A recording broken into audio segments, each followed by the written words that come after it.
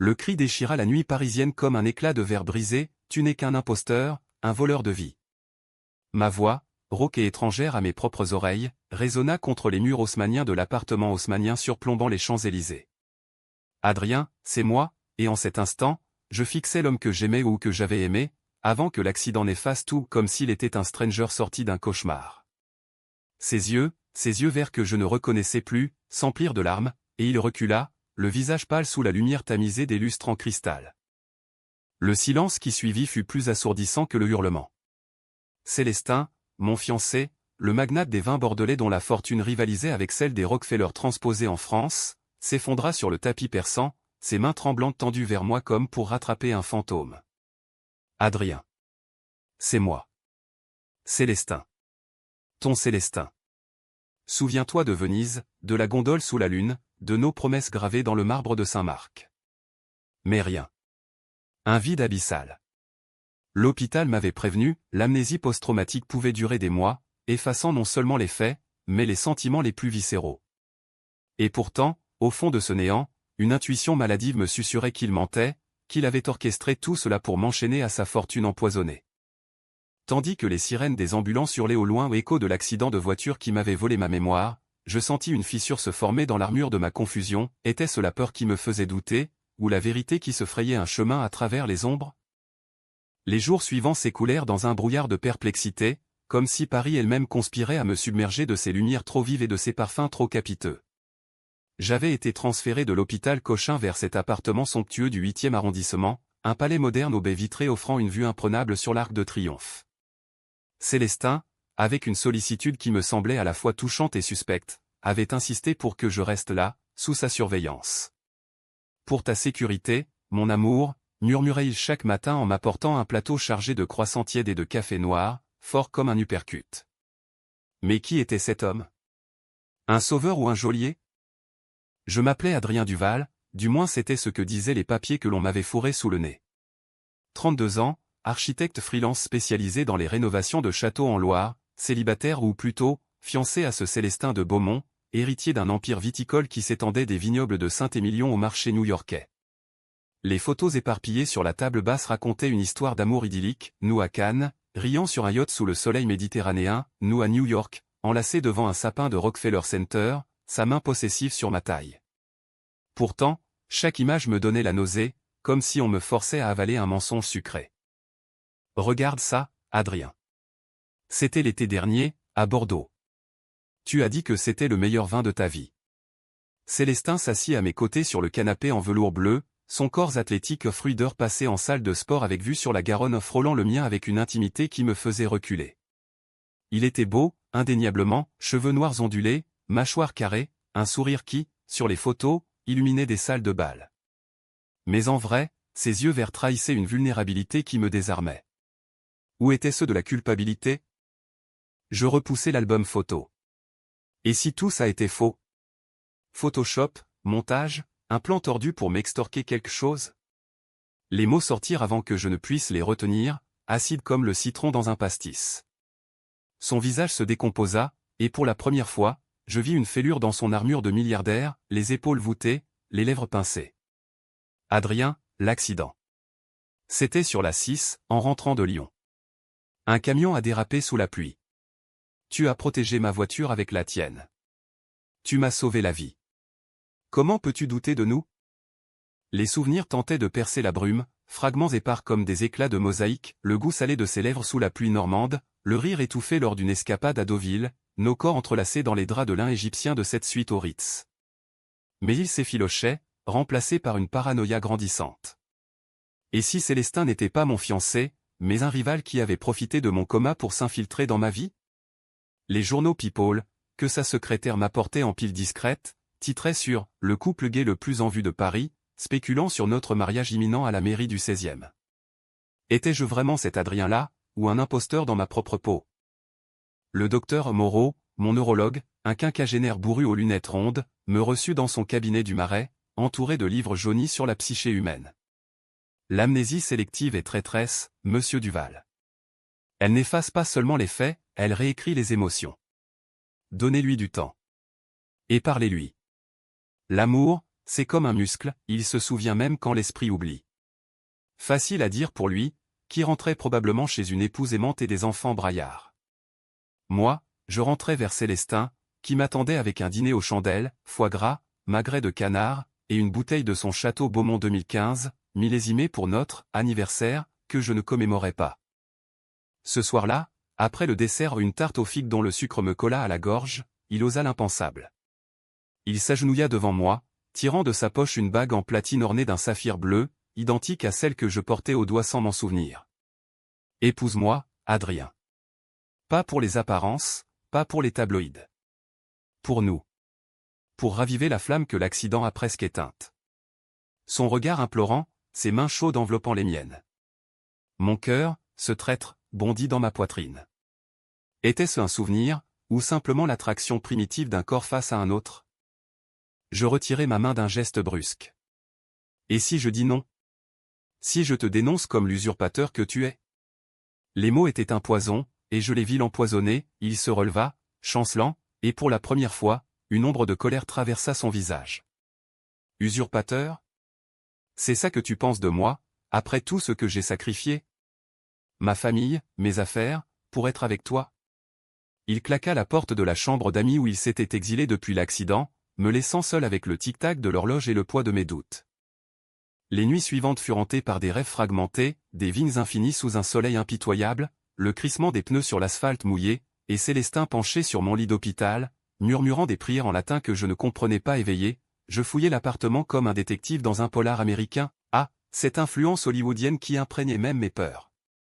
Dénichant des lettres d'amour cachées dans un tiroir, des tickets de concert pour un opéra à la Scala, des photos volées lors d'un week-end à Prague. Tout criait l'authenticité. Pourtant, une lettre anonyme glissée sous la porte changea tout, il te ment. Vérifie les archives de Beaumont. Ton vrai passé est enterré là-bas. Le lendemain, je pris un train pour Bordeaux, laissant un mot laconique, besoin d'air. Ne me suis pas, le TGV filait à travers la campagne française, ces champs de tournesol fanés qui me rappelaient vaguement un pique-nique improvisé. À la gare Saint-Jean, un chauffeur en livrée m'attendait ordre de Célestin, sans doute. Je l'esquivai, élant un taxi pour les châteaux de Saint-Émilion. Les vignobles s'étendaient comme un océan de verre, et au cœur de ce domaine ancestral, la maison Beaumont se dressait, un manoir du XVIIIe siècle aux murs couverts de lierre, où l'air embaumait le raisin mûr et les secrets pourris. La bibliothécaire des archives, une vieille dame au chignon serré nommée Madame Lefebvre, me toisa avec suspicion quand je demandai les dossiers sur les Duval. « Vous êtes de la famille, monsieur ?» Je mentis, bien sûr, invoquant un vague lien professionnel. Les cartons poussiéreux révélèrent des horreurs, mon nom n'apparaissait nulle part dans les contrats de Célestin avant l'année dernière.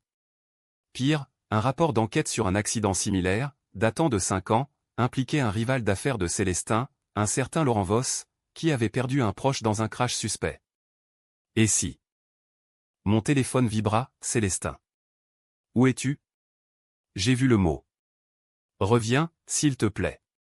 Il y a des choses que je dois t'expliquer. Sa voix, brisée, me fit vaciller. Mais la paranoïa l'emporta. Je raccrochai, et dans l'ombre des caves voûtées, je composai le numéro trouvé sur un vieux dossier, celui de Voss. Monsieur Duval? Enfin, vous vous souvenez. Il faut que vous sachiez la vérité sur Beaumont. Il a tout manigancé pour vous posséder. Le chaos s'annonçait, et avec lui, une tempête qui allait engloutir nos vies comme la Garonne en crue. Bordeaux m'engloutit dans son tourbillon de vendanges et de mensonges, une ville où le vin coule plus librement que la vérité. Laurent Voss m'attendait dans un bistrot discret du quartier des Chartrons, un antre aux murs lambrissés où les ombres dansaient comme des fantômes de dix passés. Il était l'opposé de Célestin, la cinquantaine grisonnante, des traits burinés par des années de bataille judiciaire, un regard d'acier qui avait vu trop de trahisons. Asseyez-vous, Adrien. Ou devrais-je dire, le fantôme de mon frère? Ces mots me figèrent, le verre de pomerol à mi-chemin de mes lèvres. Votre frère? Il hocha la tête, sortant une photo jaunie, un jeune homme aux yeux verts comme Célestin, mais avec un sourire espiègle, pris devant une Fiat rouge en 2018. Mathieu Voss. Mort dans un accident sur la 10, pile comme le vôtre. Camion fantôme, pluie torrentielle. Et devinez qui a hérité de son domaine viticole? Beaumont.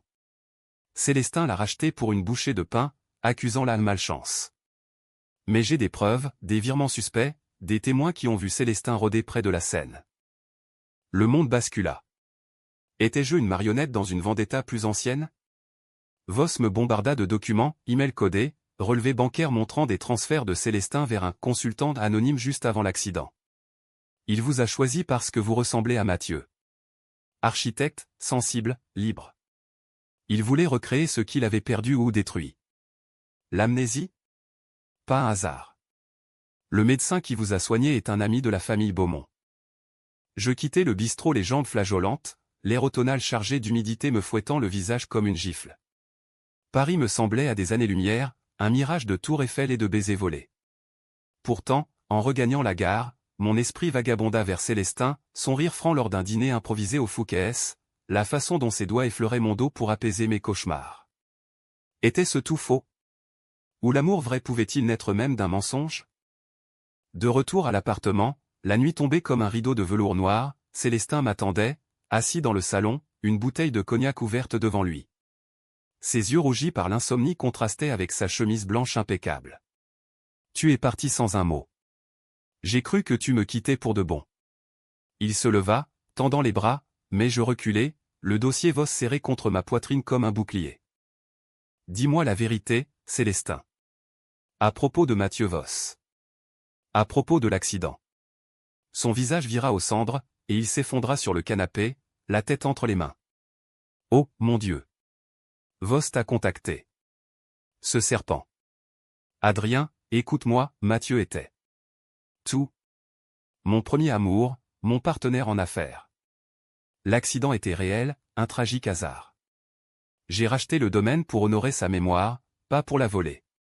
Et toi? Toi, tu es arrivé des mois après, lors d'une expo d'architecture à Lyon. C'était un coup de foudre, pur et simple. Pas de complot, pas de substitution. Ces mots pleuvaient comme une averse, mais je les repoussai, citant les preuves de Voss. Pour la première fois, la colère le submergea, ce salaud veut ma ruine. Il accuse tout le monde pour masquer ses propres fraudes. J'ai des avocats, des dossiers qui le couleront. Mais toi? Pourquoi me crois-tu lui, et pas moi? Il s'approcha, son souffle chaud contre ma peau, et dans un élan désespéré, il m'embrassa un baiser fiévreux, chargé de sel et de regrets, qui réveilla un feu oublié au creux de mon ventre. Je le repoussai, le cœur en lambeaux. Prouve-le. Emmène-moi à l'hôpital. Parle au docteur Moreau. Et si c'est un mensonge? Je te détruirai. Il acquiesça, les traits tirés, et nous partîmes dans la nuit parisienne, sa berline filant vers le 13e arrondissement. L'hôpital Cochin, avec ses couloirs stériles et ses néons blafards, semblait un purgatoire moderne. Le docteur Moreau, convoqué en urgence, confirma, pas d'influence extérieure, Monsieur Duval. L'amnésie est idiopathique, liée au choc crânien. Personne n'a trafiqué vos soins. Soulagement? Non, confusion accrue. De retour à l'appartement, l'aube pointait, peignant les toits de zinc en rose pâle. Célestin s'endormit sur le canapé, épuisé, tandis que je veillais, le téléphone à la main. Un appel anonyme, Voss ici. Ne le crois pas, vérifie son coffre-fort à Bordeaux. Il y a une lettre de Mathieu qui change tout. La tentation me rongeait comme un ver dans une pomme. Les semaines suivantes furent un balai de doutes et de tendresses forcées. Célestin, sentant ma distance, multiplia les gestes, un week-end surprise à Honfleur, où nous marchâmes sur la plage, main dans la main, le vent salé fouettant nos cheveux. Souviens-toi, Adrien. C'est ici que tu m'as demandé en mariage, sous les falaises de craie. Et comme par magie, un flash, ses lèvres sur les miennes, le goût de l'iode et du bonheur. Mais la nuit, les ombres revenaient, Voss textant des indices, un numéro de compte offshore lié à Célestin, un témoignage d'un ex-employé jurant avoir vu Célestin saboter un véhicule. Le climax approcha lors d'une gala au Louvre, où Célestin devait annoncer notre fiançailles officielle. La cour carrée scintillait sous les lustres, un parterre de célébrités françaises et d'investisseurs américains, ses accents texans et new-yorkais ajoutant une touche hollywoodienne à la soirée. J'étais vêtu d'un smoking sur mesure, Célestin rayonnant à mon bras, mais mon esprit bouillonnait. Voss avait promis d'être là, avec des preuves irréfutables. Au milieu des toasts au champagne, il surgit, un dossier à la main, micro en main grâce à un contact complice. Mesdames et messieurs, avant que M. de Beaumont ne nous embobine avec son conte de fées, sachez la vérité, il a causé la mort de mon frère pour son empire. Et maintenant, il manipule cet homme amnésique pour un alibi parfait. Le silence tomba comme une guillotine. Célestin blêmit, se tournant vers moi, Adrien, c'est un piège. Crois-moi. Le chaos éclata, flash des photographes, murmures scandalisés, et moi, au centre, déchiré entre deux vérités. Je saisis le micro, la voix tremblante, arrêtez. J'ai besoin de temps. Mais Voss me fourra le dossier, une lettre de Mathieu, accusant Célestin de jalousie maladive, de menaces. Il m'aurait tué si je l'avais quitté. Célestin, les yeux emplis de larmes, murmura, lis la date, Adrien. C'est un faux. Mathieu est mort avant que je te rencontre. La foule retenait son souffle, et dans ce vortex, je sentis mon cœur pencher, vers la trahison, ou vers l'amour retrouvé. La salle des mariages du Louvre se transforma en arène, les invités figés comme des statues antiques sous le regard impassible de la Vénus de Milo. Voss, triomphant, brandissait la lettre comme un étendard de vengeance, son accent provençal roulant comme un tonnerre. Voyez, mes amis. Beaumont n'est pas un saint des vendanges, c'est un serpent qui enroule ses vignes autour des vies d'autrui. Adrien Duval n'est qu'un pion dans son jeu cruel. Célestin, pâle comme un spectre, s'avança, sa main effleurant la mienne dans un geste suppliant. Laissez-moi parler. Cette lettre est un forgerie, un tissu de mensonges fabriqué par Voss pour ruiner ma réputation. Mathieu. Mon cher Mathieu. Sa voix se brisa, et pour la première fois, je vis le milliardaire se muer en homme brisé, les épaules secouées de sanglots contenus. Les flashs crépitaient, un déluge de lumière impitoyable, et je sentis le poids de leur jugement, étais-je la victime innocente, ou le complice inconscient d'un drame shakespearien. Je saisis la lettre, mes doigts tremblants décryptant l'écriture élégante, Célestin, si tu lis ceci, c'est que tu m'as enfin eu. Ta jalousie nous détruira tous les deux. Pars, avant qu'il ne soit trop tard. Signé Mathieu, daté d'un mois avant sa mort. Mais Célestin avait raison, l'encre semblait fraîche, et le papier trop neuf. Un expert en graphologie, appelé en urgence par un allié de Célestin, confirma sous les yeux ébahis de la foule, faux. L'écriture est imitée, mais maladroitement. Voss rugit, son visage congestionné, mensonge. Beaumont a corrompu tout le monde. Une bagarre éclata, un invité ivre séparant les deux hommes, et la police intervint, emmenant Voss menottes au poignet. Mais le mal était fait, les tabloïds titraient déjà, le milliardaire et l'amnésique, amour ou complot, des rumeurs de chantage et d'homicide voluntari pullulant comme des vignes envahissantes. Nous fûmes le gala par une sortie dérobée, Célestin me guidant vers sa voiture garée quai du Louvre. La scène coulait en contrebas, sombre et indifférente, miroir de mes tourments.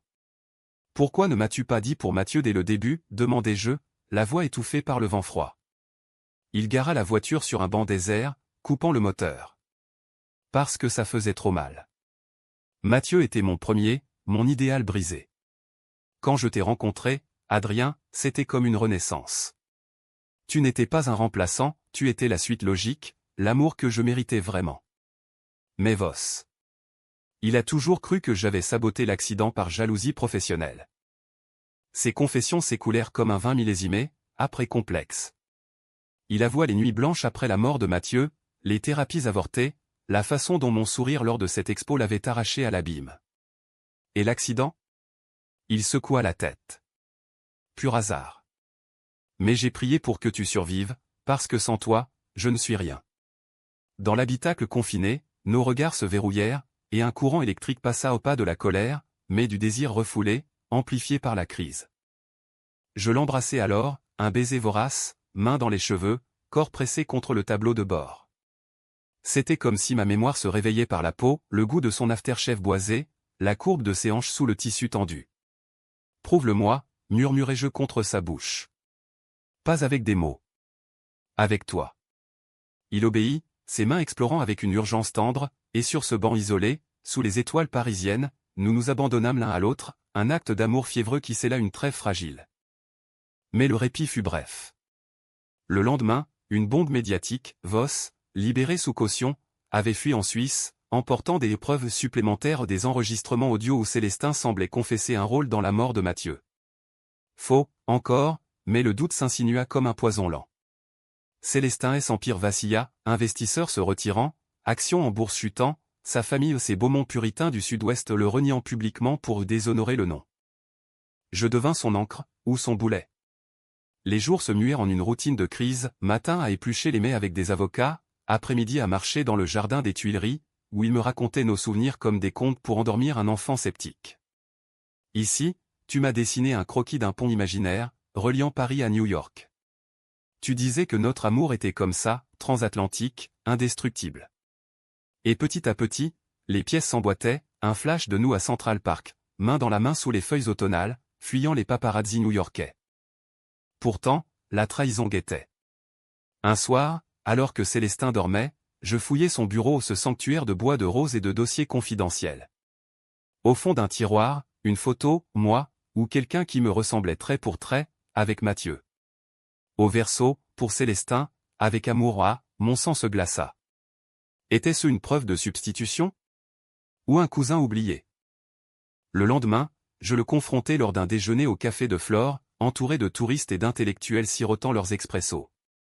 Qui est cette gars sur la photo? Un autre toi, un autre amour manipulé? Il pâlit, posant sa fourchette. Adrien. C'est toi. Avant nous. Tu as rencontré Mathieu lors d'un projet à Bordeaux. Une brève aventure, un flirt innocent. Il m'a montré la photo pour me taquiner, dire que j'avais de la concurrence. Mais tu as choisi moi, dès le premier regard. La révélation me frappa comme un raz-de-marée, j'avais connu Mathieu, aimé un écho de Célestin avant même de le rencontrer. Était-ce le destin, ou une toile tissée par le hasard cruel? Les larmes coulèrent, et pour la première fois, je l'étreignis publiquement, ignorant les regards curieux. Pardonne-moi mes doutes. J'ai eu si peur de ne pas être réel. Mais Voss n'avait pas dit son dernier mot. Une semaine plus tard, il lança une offensive légale, plainte pour fraude, demandant la saisie des biens de Célestin. Le tribunal de Bordeaux devint notre calvarie, une salle aux lambris sombres où avocats en robe s'affrontaient comme des duellistes. Voss, depuis Genève via visioconférence, cracha son venin, Beaumont a ensorcelé Duval, profitant de son amnésie pour le lier à son empire maudit. Célestin témoigna, la voix ferme malgré la fatigue, j'aime Adrien pour qui il est, pas pour ce qu'il représente. Et Mathieu. Son accident était une tragédie, pas un meurtre. Voici les rapports d'expertise indépendants. Les preuves s'accumulaient en notre faveur, mais le juge, un vieil hibou aux yeux perçants, ordonna une expertise médicale sur mon état pour vérifier si j'étais influençable. La nuit avant l'examen, Célestin et moi nous réfugions dans sa dîme à Saint-Émilion, un bastion de pierre entouré de vignes endormies. Assis devant un feu crépitant, un verre de son meilleur millésime à la main, il murmura, « Si tu décides de partir, je comprendrai. L'amour ne se force pas, même pas par la mémoire. » Ces mots, si vulnérables, brisèrent les dernières barrières. Je l'attirai à moi, nos corps s'entremêlant dans une danse lente, empreinte de pardon et de passion renouvelée. Sous les étoiles bordelaises, nous fîmes l'amour comme pour la première fois, chaque caresse un serment contre l'oubli. Pourtant, au matin, une nouvelle trahison, le docteur Moreau, sous pression de Voss, admit avoir exagéré mon amnésie pour protéger Célestin d'une enquête antérieure. Pas un complot total, mais une omission qui fit vaciller ma foi. « Comment puis-je te croire maintenant » criai-je, tandis que Célestin jurait innocence. Le chaos atteignait son zénith, et Paris, cette ville d'amours éternels, semblait nous cracher à la figure. L'expertise médicale se déroula dans une clinique privée des environs de Bordeaux, un havre de verdure où les pins murmuraient des secrets aussi près. Le panel de neurologues, 3 sages aux blouses blanches immaculées, me soumit à un barrage de tests, IRM bourdonnantes, questionnaires insidieux sur mes sentiments résiduels envers Célestin. « Décrivez votre fiancé en 3 mots, demanda l'un d'eux, une femme aux cheveux poivre et sel. Je hésitai, protecteur. Torturé. Aimant. Mais intérieurement, un tourbillon, traître, manipulateur, mirage. Dehors, Célestin arpentait le gravier, cigarette à la main à un vice rare qu'il s'autorisait en temps de crise. Quand je sortis, son regard suppliant me transperça. Verdict, murmura-t-il, écrasant le mégot sous son talon. Inconclusif. Ils disent que mon amnésie est réelle, mais que des facteurs émotionnels pourraient influencer ma perception. En clair, je suis paumé, et c'est ta faute. Il tressaillit, mais hocha la tête. Juste. Allons à la maison. J'ai quelque chose à te montrer. Le trajet vers le domaine fut silencieux, la route sinueuse bordée de châteaux endormis sous un ciel de plomb.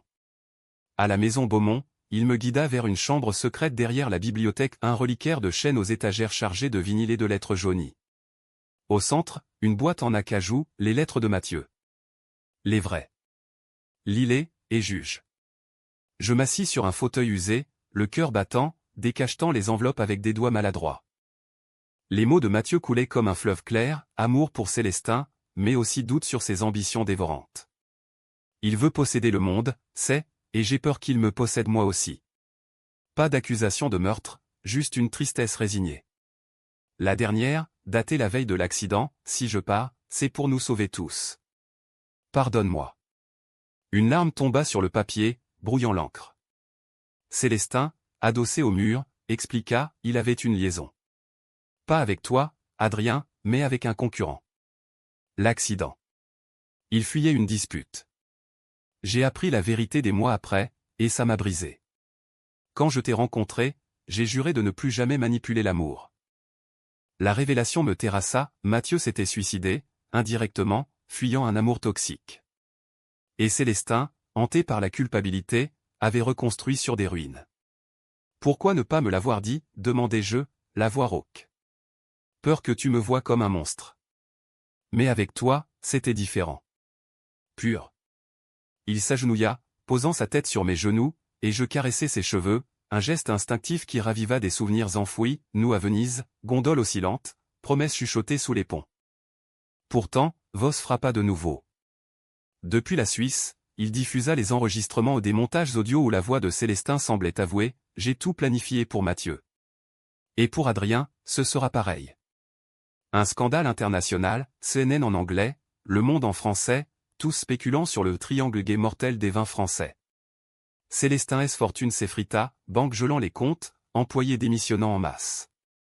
Il vendit des actifs pour payer les avocats, dormant sur un matelas gonflable dans mon ancien studio du Marais, redevenu le mien par ironie. Je le soutenais, ou du moins essayais-je. Les nuits étaient des batailles, corps enlacés pour chasser les démons, mais mon esprit vagabondait vers des et si. Et si Vos avait raison? Un soir, après une audience où le juge ordonna une enquête sur les Beaumont, je craquai, peut-être qu'on devrait t'arrêter. Te laisser te battre seul. Je ne suis qu'un poids mort avec ma mémoire en miettes. Il se redressa, les yeux flamboyants, non. C'est notre histoire, Adrien. Et elle vaut tous les châteaux du monde. Le tournant vint lors d'une confrontation finale, orchestrée par un détective privé que j'avais engagé en secret. Vos, traqué à Genève, accepta un rendez-vous dans un café neutre sur la rive suisse du lac Léman. Célestin insista pour venir, finit les secrets. Le voyage en jet privé au dernier luxe avant la banqueroute fut tendu, nos mains entrelacées comme un talisman. À Genève, sous un ciel alpin clair, Vos nous attendait, défait, une pile de documents devant lui. J'ai menti, avoua-t-il d'emblée, la voix chevrotante. Pas surtout. Mathieu était mon frère, et Célestin l'a brisé par jalousie. Mais les enregistrements? Faux. J'ai fabriqué ça pour venger sa mort. Et Adrien. J'ai vu en vous une chance de le faire payer. Pardonnez-moi. Les larmes coulaient, et Célestin, au lieu de triompher, posa une main sur son épaule, la douleur nous rend tous fous, Laurent. Mais détruire les vivants n'honore pas les morts. Nous repartîmes avec des aveux signés, Vos promettant de rétracter publiquement. Mais le mal était profond, Célestin S. réputation en lambeaux, notre amour écorché par les doutes. De retour à Paris, je sentis l'amnésie s'estomper enfin, un matin, en buvant mon café sur le balcon, le souvenir complet de l'accident revint, le camion surgissant du brouillard, ma voiture virant pour protéger la sienne, et son cri, Adrien, non. Je le serrai contre moi, pleurant, je me souviens. Tout. Y compris pourquoi je t'aime. Mais la joie fut tempérée, une lettre de la famille Beaumont arriva, le déshéritant formellement. Tu as sali notre nom avec tes amours contre nature, écrivait son père, un patriarcat figé dans les années 50. Célestin, stoïque, haussa les épaules, ils n'ont jamais compris. Mais toi, si. Le conflit culmina lors d'une interview exclusive au Figaro, où Célestin brisa le silence, oui, j'ai aimé Mathieu. Oui, j'aime Adrien. Et non, je n'ai tué personne. Laissez-nous en paix. Les réactions fusèrent, soutien de la communauté LGBTQ+ parisienne, boycott des conservateurs. Nous devînmes symboles involontaires d'une France divisée, entre progrès et tradition rance. Dans l'intimité, notre romance se raviva, plus profonde, forgée au feu des épreuves. Des dîners aux chandelles dans des bistrots anonymes du quartier latin, des escapades à la Côte d'Azur où nous nagions nus sous la lune. Mais la trahison de Voss avait laissé des cicatrices, Célestin, autrefois confiant, doutait maintenant de chaque ombre. Et si un jour, tu m'oublies à nouveau, murmurait-il dans le noir. Je répondais par des baisers, des promesses tatouées sur la peau. Pourtant, un dernier coup de théâtre, une offre d'un investisseur américain, un magnate de la tech de Silicon Valley, voulant racheter les restes de l'Empire Beaumont. Avec une clause, intégrez-moi à votre couple pour un docu-série Netflix. L'histoire d'amour gay qui a survécu au chaos. Célestin rit, amer, Hollywood veut notre âme maintenant. Refus catégorique. Mais l'idée plana, peut-être était-ce le chemin pour rebâtir, transatlantique, comme nos rêves d'antan. L'hiver s'abattit sur Paris comme un manteau de deuil, la neige saupoudrant les toits haussmanniens d'un voile pudique. Célestin et moi avions élu domicile dans un appartement modeste du VE arrondissement, près du Panthéon, un retour aux sources pour moi, un exil doré pour lui.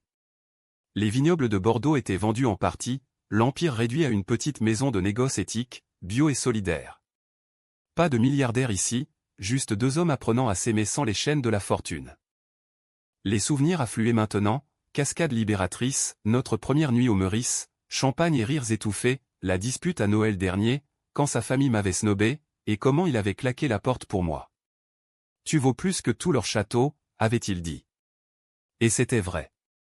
Mais la cicatrice de l'amnésie persistait, des nuits où je me réveillais en sueur, convaincu qu'il était l'usurpateur, pour me blottir contre son torse rassurant. Voss, repentant, envoya une lettre depuis sa retraite forcée en Provence, j'ai détruit pour venger, mais j'ai appris le pardon grâce à vous. Utilisez les fonds que je vous transfère anonymement pour rebâtir. Pour Mathieu. L'argent, modeste mais salvateur, permit à Célestin de lancer une fondation, aide aux victimes d'accidents routiers, bourse pour jeunes architectes LGBTQ+ en Loire. Humanitaire, comme un baume sur nos plaies. Le printemps ramena la lumière, et avec elle, une décision, le mariage. Pas au 16e clinquant, mais à la mairie du VE, entouré d'amis vrais, mon meilleur pote Julien, drag queen repenti, et sa bande du Marais. La cérémonie fut simple, vœux échangés sous un ciel d'avril pluvieux, alliance en or recyclé gravée, mémoire partagée. Je t'épouse non pour les souvenirs, mais pour ceux à venir, dis-je, la voix émue. Célestin, en costume slim, versa une larme, et je t'épouse pour avoir failli te perdre. Jamais plus. La réception, dans un jardin secret près de la Sorbonne, fut un festin de joie, huîtres fraîches, vins de petits producteurs, et des toasts à notre résilience. Julien porta un discours hilarant, d'usurpateur à époux, quel chemin hollywoodien. Mais Adrien, si tu l'oublies encore, appelle-moi ou je lui botterai les fesses. Rires fusèrent, et pour la première fois, je sentis la paix, pas un happy end mièvre, mais une humanité brute, forgée dans le feu. Pourtant, le drama n'était pas tout à fait clos. Des mois plus tard, une lettre anonyme arriva, un cousin de Voss, révélant que Mathieu avait bel et bien planifié sa fuite, mais que Célestin avait tenté de le retenir pas par meurtre, mais par amour désespéré. Une note finale, il t'a sauvé, comme tu l'as sauvé. Cycle brisé. Nous brûlâmes la lettre ensemble, dans le feu de notre cheminée, symbole du passé consumé. Aujourd'hui, alors que l'été enveloppe Paris de sa chaleur languide, nous projetons un voyage, New York, pour clore le cercle. Marcher dans Central Park, main dans la main, sans paparazzi ni doute. Célestin a repris goût au vin, mais en modération, moi, je dessine des ponts réels, cette fois, reliant non des villes, mais des cœurs. L'amour, ai-je appris, n'est pas une mémoire figée, mais un choix quotidien, kitsch et dramatique, à la française avec un twist américain. Et si l'oubli revenait? Eh bien, nous réapprendrions. Ensemble. Car dans ce chaos inattendu, nous avons trouvé non un usurpateur, mais un miroir, l'un de l'autre, imparfait, mais vrai. Fin.